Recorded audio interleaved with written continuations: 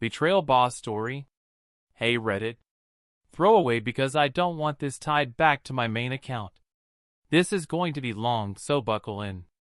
Honestly, I don't even know if I'm writing this for advice, or just because I need to get it out of my head before I go crazy. Maybe both. So yeah. My girlfriend cheated on me. With my boss. And then had the audacity to tell me that I should quit my job so things don't get awkward. But let me back up. A little background first. I, 28M, have been with my girlfriend, let's call her Emily, 27F, for almost 4 years. We met in college, started dating right before graduation, and moved in together 2 years ago. She's always been this bright, bubbly, extroverted person who can talk to anyone. I'm more of the quieter type, but people usually like me once they get to know me. You know, the classic opposites attract kind of thing. We weren't perfect, obviously. No couple is. But I really thought we were solid. We had plans, saving for a house, talking about maybe getting a dog, even tossing around baby names once or twice in a joking but not entirely joking way. I thought she was my person. My endgame. Career-wise, I work at a mid-sized marketing firm. Been there almost 5 years now. It's not glamorous, but I'm decent at what I do, and it pays the bills. My boss, let's call him Greg, 42M, has been with the company forever. He's one of those charismatic, slightly too slick for his own good types. The kind of guy who tells a story at the office happy hour and everyone laughs, even if it's not that funny. Married, 2 kids, suburban house, you know the type. Anyway, Greg had met Emily a few times at company events. She's the kind of person who lights up a room, so of course he noticed her. I remember once at a holiday party, he said to me, half joking, "Man, you better keep an eye on her." At the time, I laughed it off. I figured he was just being his usual charming, slightly inappropriate self. I mean, this dude is old enough to be her dad. It never even crossed my mind that anything could actually happen. I wish I'd trusted my gut instead of brushing it off. Fast forward to about 3 months ago. Emily starts acting different. Subtle at first. She's always on her phone, smiling at messages, but not telling me what's so funny. Working late, a couple times a week, even though her job is usually 9 to 5. She starts dressing up more than usual, wearing perfume even if she's just running errands. I noticed, obviously. I'm not an idiot. I asked her about it once, kind of jokingly like, "Hey, you seeing someone on the side?" She laughed, gave me a playful smack, and said, "Yeah, his name's Netflix." I wanted to believe her. God, I wanted to believe her. I told myself I was being paranoid, that she was just going through a phase or trying to feel good about herself. But the pit in my stomach wouldn't go away. The night everything blew up. It was a Friday. I had stayed late at the office because we were prepping for a big client presentation on Monday. Around 8:30, I finally headed home, exhausted and ready to collapse. I pulled into our driveway and noticed a car parked a few houses down that looked exactly like Greg's. Same make, same model, even the same stupid #OneDad bumper sticker I've seen in the company lot. I thought, no way. No F***ing way. But my brain wouldn't let it go. I walked up to the house and everything was dark except for a light in the bedroom. I unlocked the door as quietly as possible. My heart was pounding so hard I swear I could hear it echoing in my ears. I crept down the hall, and as I got closer, I heard it, the unmistakable sounds of people. Yeah. You know? I pushed the door open, and there they were. Emily and Greg. In my bed? I don't even remember what I said at first. Something like, "Are you ing kidding me?" I do remember Greg scrambling like a cartoon character caught in the act, trying to grab his pants off the floor. Emily just sat there frozen, wide-eyed, like a deer in headlights. The next few minutes were a blur. I remember yelling. A lot. I remember Greg muttering, "I'm sorry, man. I didn't mean for this to happen." Which is possibly the dumbest thing anyone could say in that moment. Emily started crying, saying it was a mistake, that it just happened, that she still loved me. I couldn't even process it. I felt like my entire body was buzzing, like electricity under my skin. Finally, I told Greg to get the hell out before I did something that would land me in jail. He grabbed his stuff and bolted, leaving me and Emily in this awful silence. I wanted to scream. I wanted to break things. But instead, I just sat on the edge of the bed, staring at the floor, while she tried to explain herself through sobs. According to Emily, it had been going on for a few weeks. She swore it wasn't serious, that it was just physical, and that she didn't want to lose me. She kept saying she didn't know why she did it, that Greg paid attention to her and made her feel exciting again. I sat there numb, thinking about all the little signs I'd ignored, all the times I'd trusted her, all the nights I'd worked late while she was out with him. And then, this is the part that still makes my blood boil. She actually had the audacity to say, "Maybe it would be better if you looked for another job. I don't want things to be awkward between you and Greg." I swear to God, I thought I misheard her. I just stared at her, like, "Are you **ing serious right now? You cheat on me with my boss, in my house, in my bed, and your concern is that things might be awkward at the office?" I didn't even respond. I just grabbed my keys, walked out, and drove. I ended up sleeping in my car at a Walmart parking lot that night because I couldn't face going back. Since then, it's been hell. Greg has been acting weird at work, avoiding eye contact, being overly polite. Emily has been blowing up my phone with apologies, begging me to come home, saying she'll do anything to fix this. I've been crashing at a friend's place, trying to figure out my next move. I don't even know if I can keep working at this company now. But quitting feels like letting them both win, you know? My head is a mess. I can't eat. I can't sleep. Every time I close my eyes, I see them together. And I keep replaying that moment in my mind, her asking me to quit my job like it was the logical solution here. So yeah, that's where I'm at. Girlfriend of 4 years cheated on me with my boss, then told me to quit my job so things wouldn't be awkward. I feel like my entire life just imploded in the span of one night. I don't even know what I want from this post. Advice? Validation? Just someone to tell me I'm not insane for thinking this is the most absurd, heartbreaking, rage-inducing situation ever?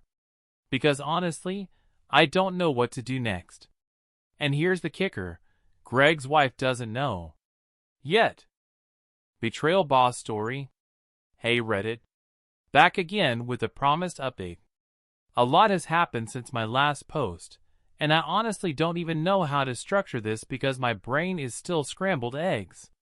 But I'll do my best to put everything down, because if I don't, I feel like I'm going to explode. So, quick recap for anyone stumbling on this without context. I, 28M, caught my girlfriend of 4 years, Emily, 27F, cheating on me with my boss, Greg, 42M. In my bed? Then she had the nerve to suggest I quit my job so things wouldn't be awkward. That's where I left off. Now for the fallout. The weekend after it happened, I went full ghost mode. I stayed at my buddy Dan's apartment, ignored most of Emily's texts, and tried to wrap my head around what the hell just happened to my life. She must have sent me 50 messages in 2 days, long paragraphs about how sorry she was, begging me to come home, telling me she'd cut Greg off completely, swearing she'd never do it again. She even left a voicemail crying so hard I could barely understand her. I wanted to smash my phone against the wall. Part of me wanted to cave, to believe her, to go back to normal. But then the image of her and Greg would flash in my brain, and my stomach would flip. Normal doesn't exist anymore. Sunday night, I finally texted her. We need to talk. We met at a coffee shop near our apartment. Neutral territory. She showed up looking like she hadn't slept in days, puffy eyes, hair in a messy bun, wearing one of my hoodies. For a second, some pathetic part of me felt bad for her. Then I remembered why we were there. The conversation was rough. Me. So, you've been screwing my boss. Her, bursting into tears. I'm so sorry. It was a mistake. Me. A mistake is forgetting to buy milk. Sleeping with my boss multiple times is not a mistake. She kept repeating the same things. It didn't mean anything. She still loved me. She was lonely. Greg made her feel wanted. Blah, blah, blah. I sat there staring at her, feeling like I was watching some bad soap opera. She even reached for my hand at one point, and I pulled it back like her touch would burn me. Finally, I asked the question that had been gnawing at me. Why him? Out of literally everyone in the world, why my boss? She looked down and whispered, because he noticed me. And he has influence. He made me feel like I mattered. I just laughed. Couldn't help it. It was either laugh or start screaming. So what? I don't notice you. I don't make you feel like you matter? She said. It wasn't about you. It was about me. I was stupid. I shook my head. You didn't just blow up us. You blew up my career too. Do you even realize that? She started crying harder. That's why I said maybe you should leave the job. We could start fresh somewhere else. And that's when I realized she really doesn't get it. She thinks this is something we can just paint over with a fresh coat and pretend the rot underneath isn't there. Like I'd just throw away 5 years at my job because she couldn't keep her legs closed. I told her I needed space. I grabbed my coffee, walked out, and left her sobbing at the table. Cold? Maybe. But if you'd seen the look in her eyes when she realized I wasn't coming back, you'd know why I had to. Now here's where it gets messy. Greg. On Monday, I walked into the office, and it felt like the air itself was thick. I couldn't look at him without seeing everything. He called me into his office mid-morning, closed the door, and started with, Listen, about the other night. I cut him off. Don't. Just don't. He sighed, pinched the bridge of his nose, and said, I know I screwed up. It was unprofessional, inappropriate, and I crossed a line I never should have. If you want to report me to HR, I understand. And let me tell you, for a split second, the thought of torching his career was tempting as hell. But then, I remembered how office politics work. He's been here 20 years, brings in big clients. I'm a mid-level nobody. They'd probably find a way to sweep it under the rug and paint me as the problem. I told him, don't talk to me unless it's about work. Period. And walked out. Since then, he's been keeping his distance, which is the only silver lining in this dumpster fire. But here's the part one didn't see coming. Greg's wife. I wasn't planning on telling her at first. Honestly, I just wanted to crawl into a hole and disappear. But then, I started thinking, why should Emily and Greg get to walk away from this with no consequences while I'm the one picking up the pieces? She deserves to know. She's married to the guy. They have kids. She's living in a lie. So I did it. I found her on Facebook, sent a message asking if we could talk, and gave her my number. She actually called me the next evening. My hands were shaking so hard I almost dropped the phone. I said, Hi, this is going to sound insane, but I think you need to know something about your husband. There was this long pause, and then she said quietly, You're not the first person to tell me that. My stomach dropped. Turns out, Greg has a history. She told me he's been caught flirting with coworkers before, maybe even more than that. She suspected, but never had proof. When I told her about Emily, she didn't even sound shocked. Just tired. Like it was confirmation of something she already knew in her bones. She thanked me for being honest, said she'd handle it, and hung up. I sat there staring at my phone, wondering what kind of grenade I'd just thrown into their lives. Part of me felt guilty. Part of me felt vindicated. Mostly, I just felt empty. Meanwhile, Emily hasn't stopped trying. She showed up at Dan's apartment one night, banging on the door, begging me to talk. Dan told her to leave before he called the cops. She slipped a letter under the door, for pages of handwritten apologies and promises to change. I couldn't even bring myself to read it all. I shoved it in my bag and haven't touched it since. Here's the kicker though. Word is starting to get around at work. I don't know who leaked it. Maybe Greg's wife. Maybe Emily to someone she thought she could trust. But people are looking at me differently. Whispering when I walk past.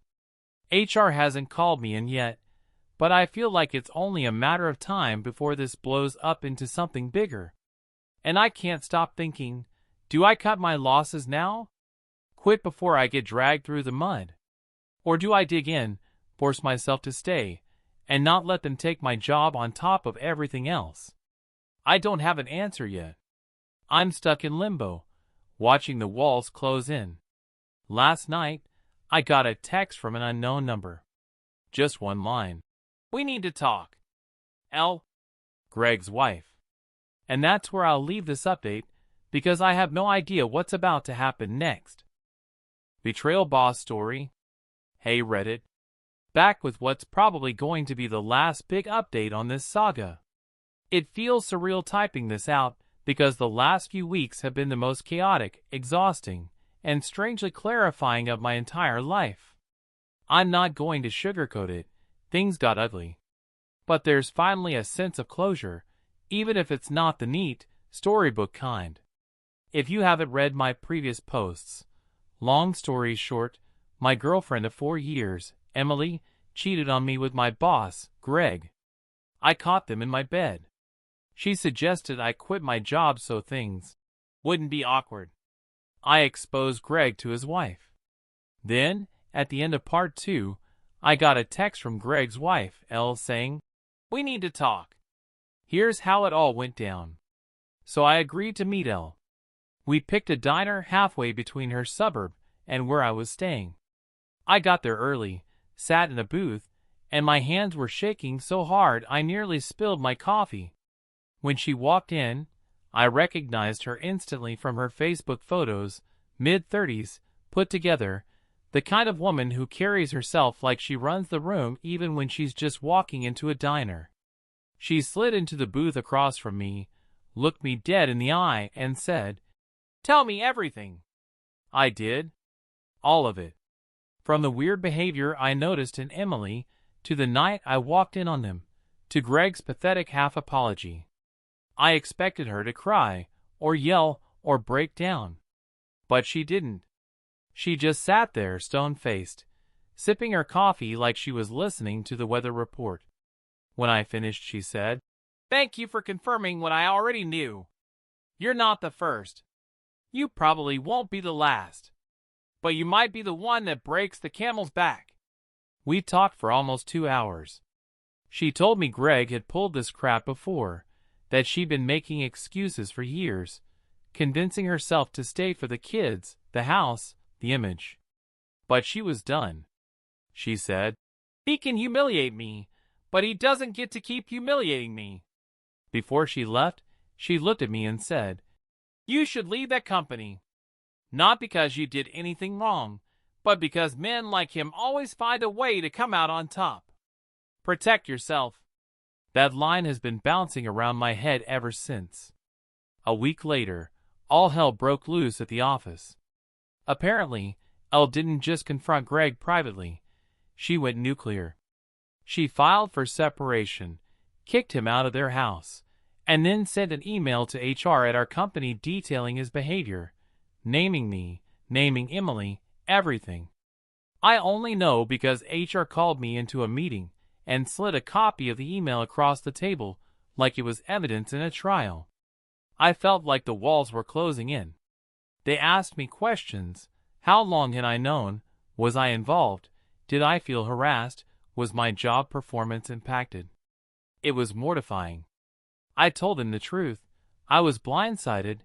I had no involvement other than being the idiot boyfriend who got cheated on, and Greg was the one who crossed professional lines. Greg got temporarily suspended pending investigation. Which, let's be real, is corporate speak for. We'll see if this blows over. Emily, meanwhile, was freaking out. She texted me saying she'd been dragged into HR too, that everyone in the office was whispering that people were treating her like she was the homewrecker, which, I mean, she kind of was. She begged me to meet her, said we could face it together. I didn't respond. Here's where things took an unexpected turn. Dan, my friend I've been staying with, convinced me to talk to a lawyer. Best advice I've gotten in years. The lawyer basically said, document everything. Keep records of texts, emails, conversations. If Greg tries to retaliate, if the company tries to push me out, I'll have a case. That gave me a weird sense of power I hadn't felt in weeks. At the same time, I started applying for other jobs. Not because I was ready to roll over, but because Elle's words were in my head. Men like Greg find ways to land on their feet. And I don't want to be standing under him when he does. As for Emily, I finally broke the silence. Not to reconcile, but to get closure. We met one last time at the apartment, which I'm moving out of ASAP. She looked wrecked, like the weight of everything finally hit her. She started in with the same lines. I love you. It was a mistake. I'll do anything. I stopped her. I said, Emily, look at me. You didn't just cheat. You torched everything. Our relationship, my career, my trust. You didn't just lie. You let him into our home. You let him take something from me I can't get back. And then you had the nerve to tell me to quit my job. Do you realize how insane that sounds? She was crying, nodding, saying she knew, saying she hated herself. I told her, good. Sit with that. Because I'm done. Then I grabbed the last of my stuff and walked out. I didn't look back. Where does that leave me now? Greg is still suspended. Last I heard, he's staying with a buddy because Elle kicked him out for good. Emily has been radio silent since our last talk. Maybe she finally got the message. HR hasn't called me back in, which could be good or bad. And I've got a couple promising job interviews lined up. Am I okay? Honestly, no. I feel like a hollowed-out version of myself most days. I wake up angry, go to bed angry, dream about scenes I wish I could erase. But weirdly, I also feel lighter. Like I cut off a tumor that was poisoning me. I don't know what's going to happen with my career, or with Greg and his imploding marriage, or with Emily trying to piece together her life. But I know one thing. I'm done letting other people's garbage dictate mine. To everyone who's followed this saga and sent messages, thank you. I don't know if this story has a happy ending, but at least it has an ending. And for now, that's enough. End of part 3, and probably the end of this whole messed up chapter of my life.